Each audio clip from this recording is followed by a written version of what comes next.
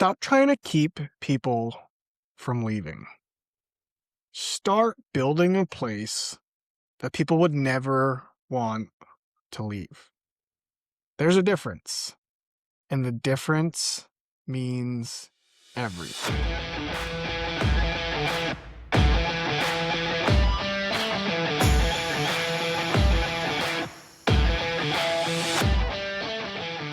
Welcome back to the Frontline Leadership Podcast, where we help frontline leaders become professional leaders who transform business bottom lines in the process.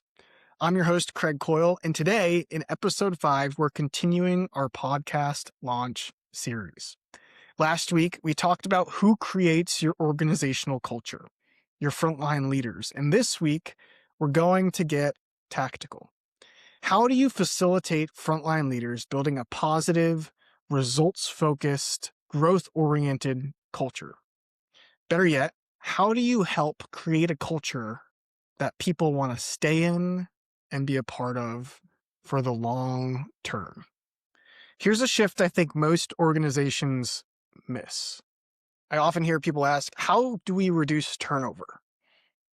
Well, I think the problem is we're asking the wrong question. See, I think the right question is, how do we build an environment that people are desperate to stay a part of? See, one question is defensive, it's reactive, it's plugging holes. Whereas the other is strategic, it's people-focused, it's growth-minded. Here's what we've covered so far. In episode 3, we revealed that the hidden cause of disengagement, of turnover, of many of the challenges we see in our workplace today is a gap in frontline leader development. Then in episode 4, we talked about the role our frontline leaders play in creating our cultures. Well, today we're going to dive into the practical application of both of those concepts, how they relate to each other, and how we can bring them to life in our organizations today. So let's start with a quick summary. In episode 3, we addressed a humbling reality, and that's you can't win a commodity game.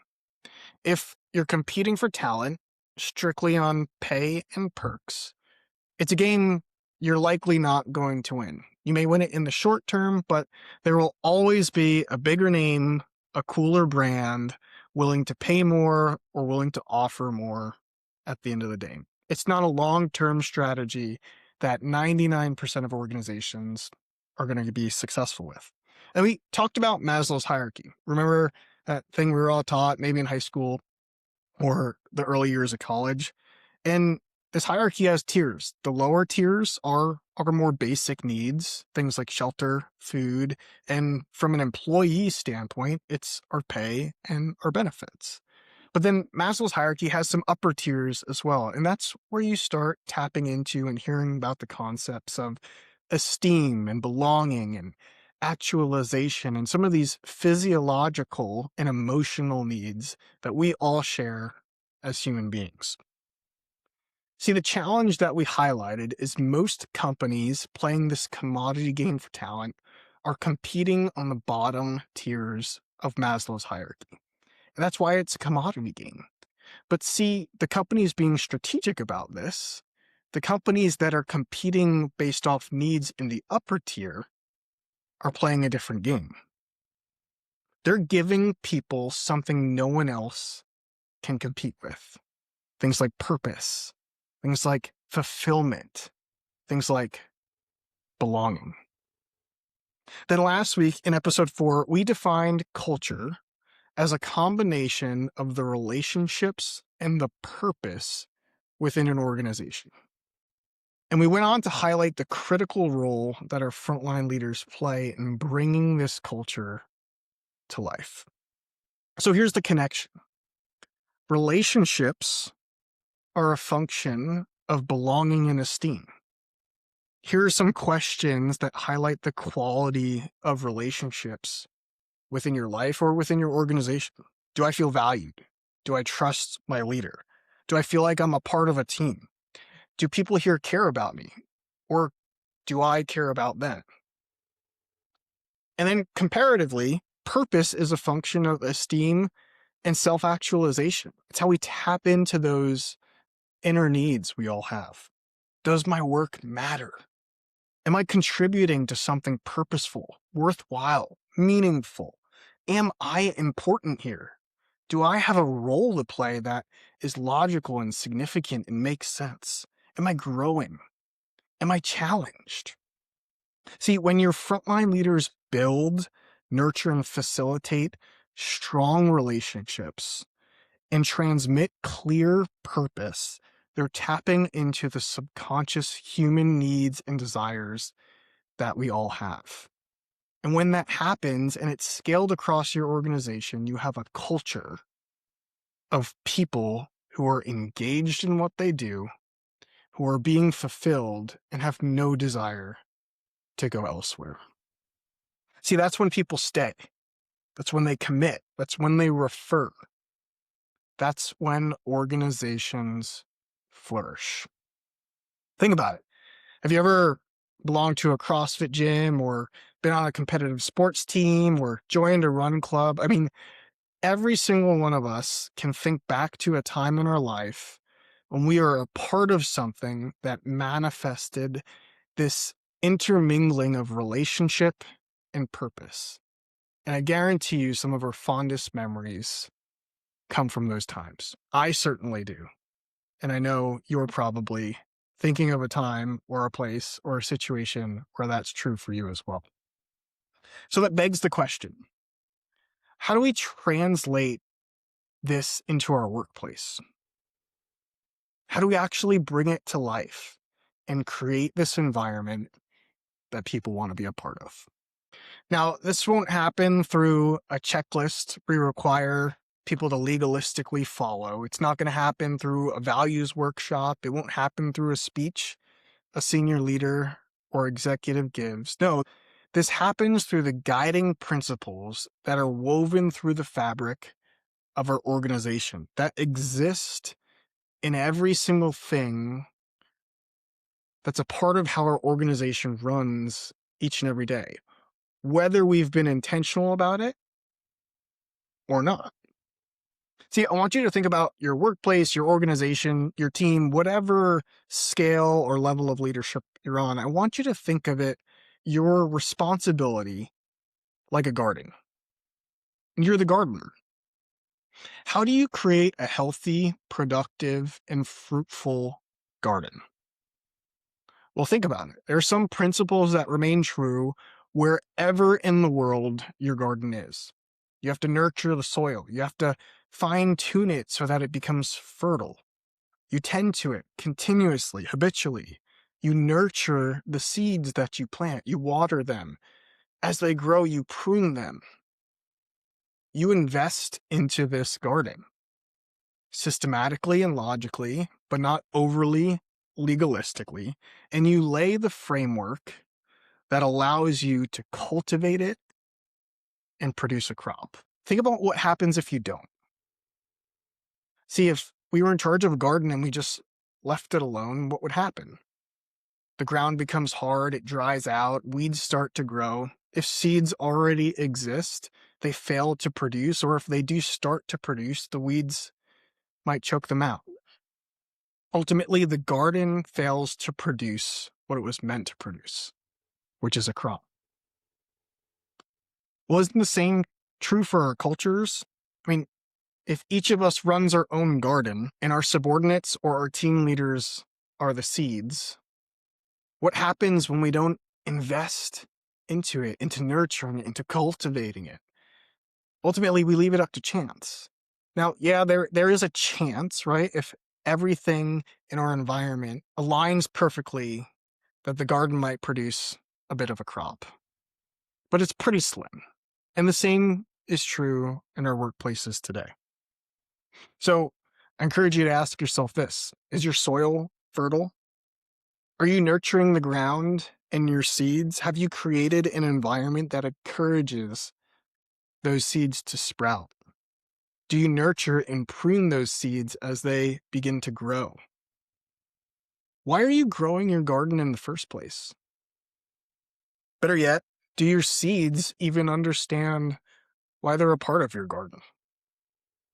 See, every garden is different and has different needs, but the principles of gardening remain true regardless of where in the world that garden exists. What's different is how we manifest those principles. And the same is true for our organizations. There are tried and true principles that lay the foundation for how we can build up the right systems, the right infrastructure, the right processes to help bring the culture we're looking for to life.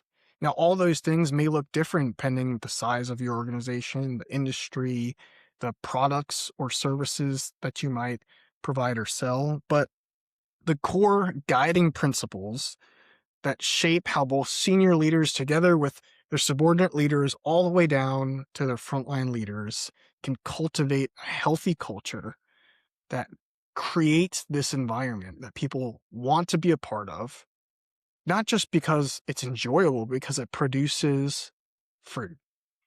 And that's what we're going to talk about today. Principle number 1, relationship is the soil of our organization or team. Now, I think most leaders, especially new leaders, miss this. Now, why do we miss it? I would argue largely because leaders are responsible for creating results.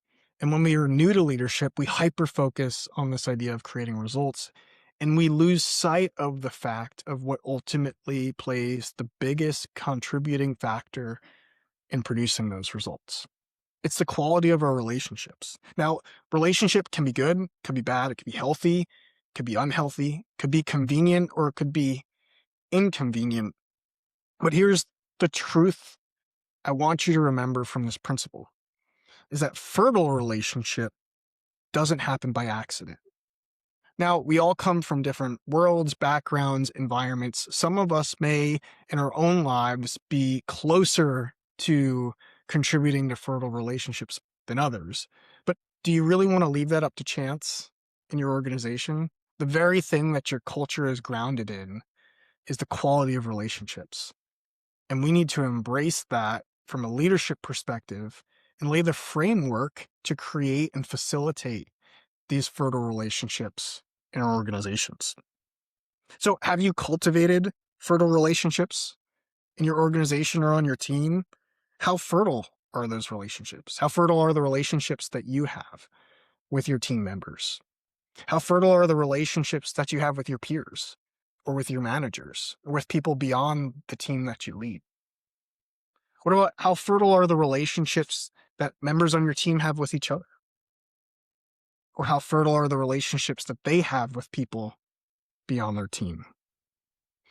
Better yet, how would you define what a fertile relationship needs to look like within the context of your leadership and your organization?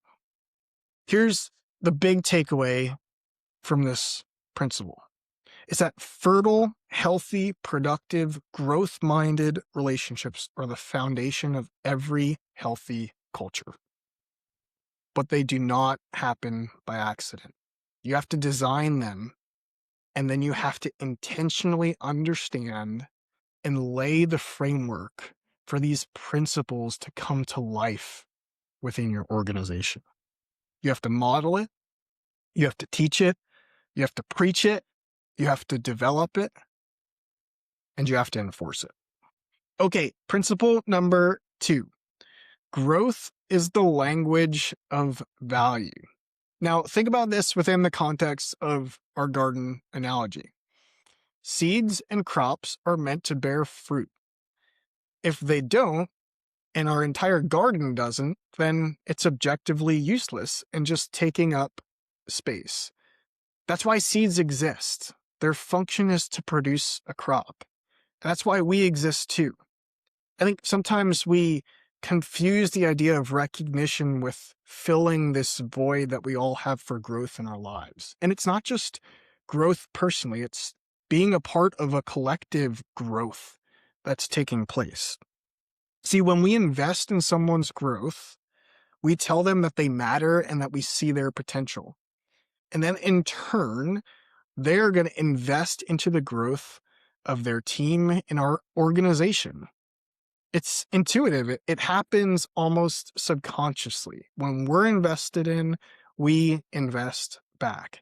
And then the result of that is our organization is going to flourish when this is scaled across all of our teams. And then as our organization flourishes, everybody gets invested back in, and it creates this wonderful positive feedback loop of growth. See, when the organization then grows, people see a future in the organization, not just because they've been invested in, but because they're a part of something that's growing and having purpose and having impact. They're a part of an organization that believes in investing in people, but also shows it's capable of bearing fruit. And this can't be something that people experience once a year in their annual review or in this one-off program that they might be forced to be a part of. No, this has to be ingrained in the fabric of the organization. It has to be a part of their daily experience. It has to be a part of how the company or organization or team operates. And here's how it really compounds. When people feel like they're growing, they're engaged. When they're engaged, they perform better. And when they perform better, everything continues to grow. Have you ever been on the receiving end of this? It's absolutely life-giving, and it ends up impacting every area of our lives. When we're invested in and growing professionally, we end up investing in and growing ourselves personally too. Better workers become better husbands, better fathers, better brothers and sisters, and so on. It's the rising tide that truly raises all ships, not just across our organization, but across all of our lives. Growth is the language of value. Okay, principle number 3. Purpose is built through commitment to something significant and tangible. Purpose isn't a poster. It's knowing that the work that you're doing matters. Why are you and your team members here? You can't manufacture that feeling. It's not something that you could write on a card and hand to individuals and expect that purpose block to be checked. But you can create the conditions for it. Purpose comes when a group of people are rallying around something significant together, gripping hands in order to accomplish a mission. It's something that's real with stakes that are significant. It's not busy work. It's not arbitrary metrics. It's not a fancy marketing message that's meant to inspire people but isn't tied to something tangible. No, it's a mission that actually matters. It's something that I play a role in contributing to creating or accomplishing. Make the stakes real. Make them visible at every level, from the top of our organization all the way down to the very teams on our front lines. Regardless of where you lead, every team and requisitely every leader needs to have a purpose with stakes that are tangible and significant. This is how you set individuals and teams on a mission. And finally, principle number 4 is that culture compounds when relationships and purpose reinforce one another. See, these aren't separate efforts. They actually work together. Strong relationships amplify purpose. When I trust you, I'm invested in this mission, not just for myself, but for the both of us. And then shared purpose strengthens relationships. Achieving hard things together creates a bond that's nearly unbreakable. Ask anybody who's ever been on an achieving sports team or in the military will tell you about the bonds and the friendships that we created as a result of those missions that we were on together. See, this creates a compounding loop. Strong relationships leads to a deeper investment in the purpose. A shared purpose then leads to stronger team bonds. Stronger bonds leads to better execution. Better execution, you create wins that reinforce your purpose. Reinforced purpose only deepens the relationships even further. And see, when this loop is running, you've created something absolutely magnetic. People want to be there. They're excited for Monday mornings. They're part of something that matters with people who they trust and care about, achieving things that they're proud of. That's the environment that people never want to leave. It's the environment they tell their family and friends about. It's the environment that ends up with a line of people knocking down your door, trying to get in and be a part of. Now, I'm sure you're thinking, well, Craig, these principles sound great, but you sold me on this episode about tactical, practical application. How do I take these principles and actually apply them and bring them to life within my context today? How do I bring about this idea of fertile relationship and growth and purpose and compounding culture? And I don't think you're going to like the answer because you, personally, you don't. It's just like we talked about last week. You don't create culture. But you, as either the senior leader or frontline leader, paired with all the other leaders on your team, you collectively can create it. And that's why it's so important to have infrastructure that brings this about and scales it. That's why having systematic leader development infrastructure is absolutely non-negotiable. Remember episode 2 where we talked about the lead like a pilot framework in depth? If you didn't listen to it, you could go check it out, pause this episode and come back to it here and pick up where we left off. But we'll review it here very briefly and then tie it into each of these principles and share why each are so important. See, the 3 pillars of the lead like a pilot framework are flight school, pre-flight, and progression. And here's how they're connected to what we just covered. Flight school teaches these principles. It's your opportunity to instill these values into the leaders of your organization as they enter into leadership. It's downloading the software into their brains, into their minds, into their functioning as leaders. It's sharing with them presence and emotional intelligence, growth-mindedness, purpose transmission. It's not things that come natural to most people. It's things you have to teach them. And that's where this idea of intention and cultivation comes forth.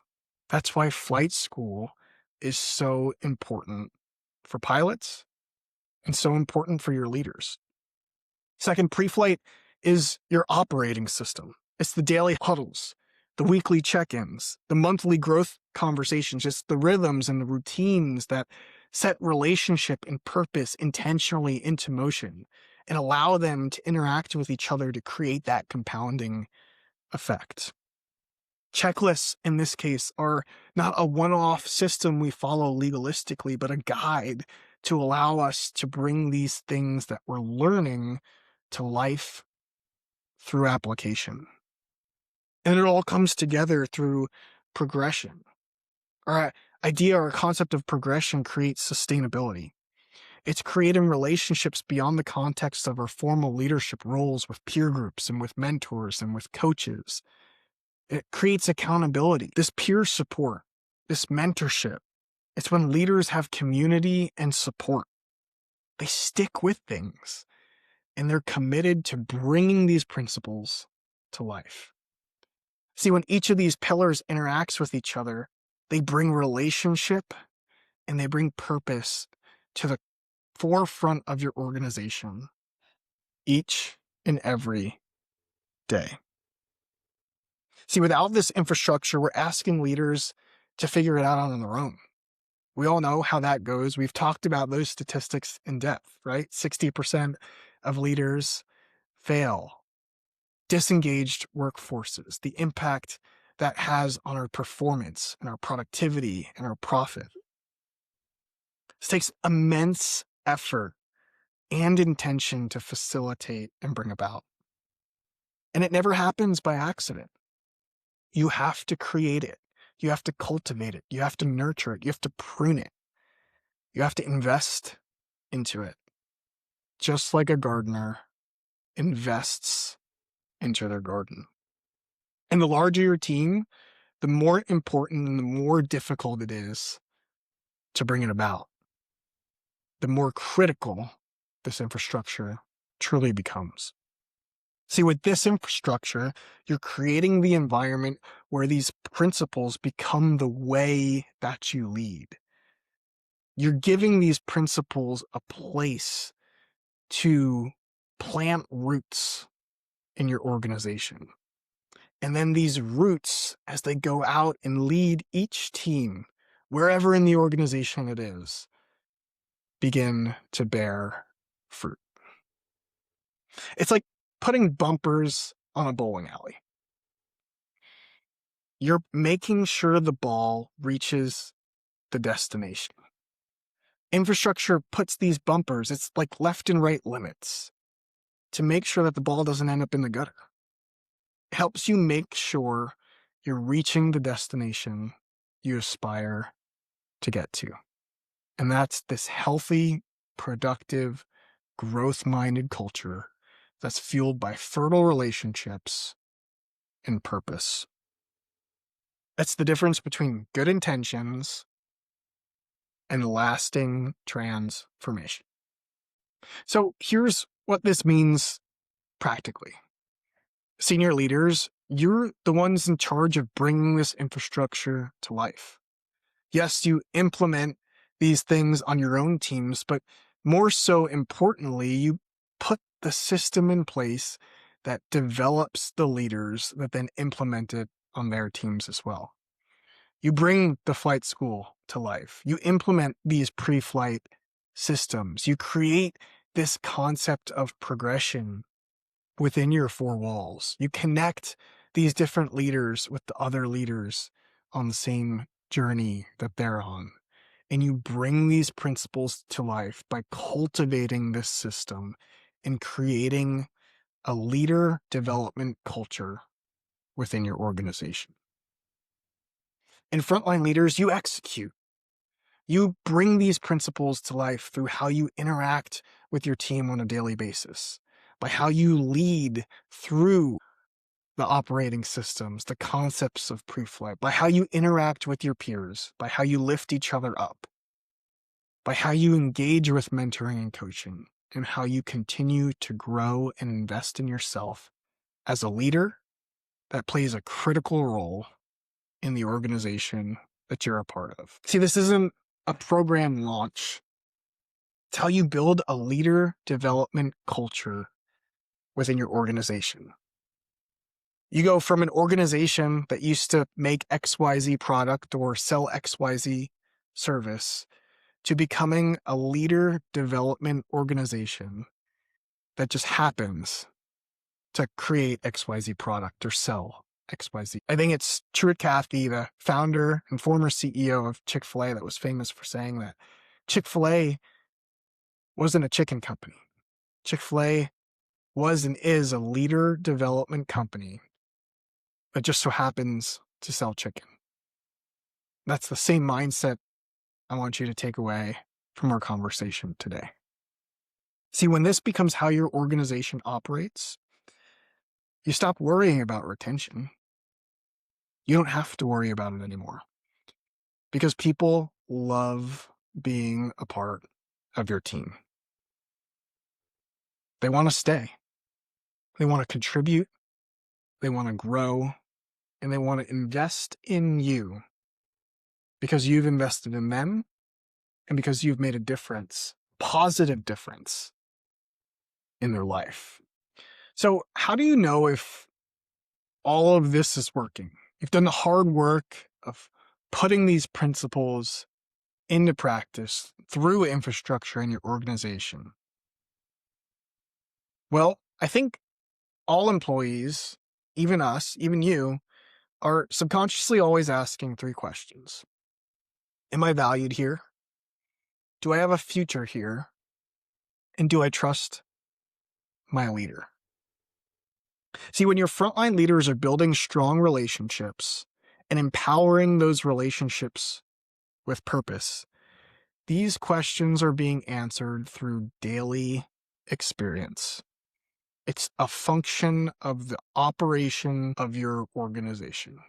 It's the fuel that drives everything that's taking place.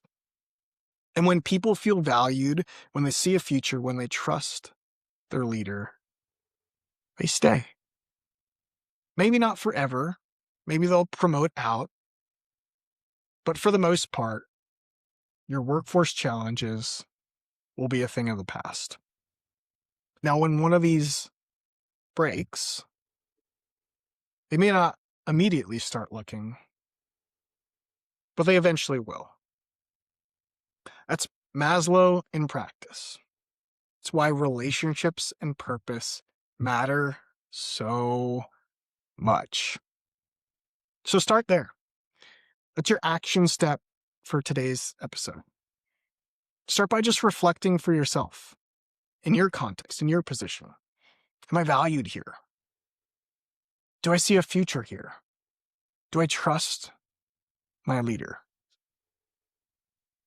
Better yet, after you reflect on that for yourself, reflect through the context or perspective of those that you lead. Do they feel valued by you? Do they see a future in your organization? Do they trust you? Do you know that they trust you? See, I think as you reflect on and answer these questions, it'll provide you clarity on the best next step to take. Stay tuned. In the next set of episodes, we're going to continue diving deep on each element of this critical infrastructure that we've been talking about, that we introduced in episode 2, and we talked about today within the context of relationship and purpose. What role each component plays, why it's important, how to leverage it for yourself, for your team, for your organization. If you want to get started before we get through each and every component over the next few weeks, head to operationlead.com. We have a ton of resources available for you to check out. I think the one most pertinent to our conversation today is the Leaders Pre-Flight Checklist. It'll walk you through how we envision a bridge between the principles and the concepts we encourage organizations to teach in flight school and executing it as a new leader each and every day. It's a set of 12 steps broken down into 5 categories that we encourage new leaders to follow each and every week to help them engage their relationships and empower those relationships with purpose, all grounded in focusing on growth and results for their team and organization. And if you'd like to have a conversation about your role or your context, there's an option to request a call on the same site. No cost, no pressure, just a resource for you if you choose to use it. So in closing, here's what matters from this episode today. Stop trying to keep people from leaving. You're not going to win that game. I promise you. Instead, focus on building an environment that people want to be a part of. Something that taps into what us as humans actually innately and internally need and desire. Things we often don't even realize are so important until we finally get to experience them. How? Relationships and purpose. Built intentionally, daily, and at every single level. The principles: fertile relationships, growth as the language of value, commitment to something significant, and the compounding effect when our relationships and our purpose work together in sequence. The system, flight school, pre-flight and progression, the infrastructure that brings these principles to life in your organization, of which we're going to start with next week. We're going to dive in to the first component of the flight school pillar, which is ground school. Until then, I'm Craig Coyle. This is the Frontline Leadership Podcast. Let's lead.